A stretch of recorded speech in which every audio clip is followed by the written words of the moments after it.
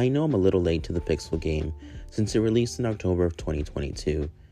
Since the phone launched, I've been using my iPhone 14 Pro Max, but have mainly been using my S23 Ultra.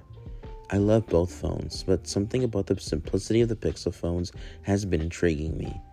It could be the software, but what's led me to the Pixel 7 is the refreshing feeling that you can have a very capable smartphone in a compact design. My two devices are great, but tend to feel like they take up a lot of room in my pockets or bag and feel heavy with or without a case on. I love taking photos, so I thought the Pixel would be a great choice. Let me know if you think it's too late to join Team Pixel. Should I have waited for the Pixel 8? And if you have a larger screen phone, have you also thought about switching over to a smaller device?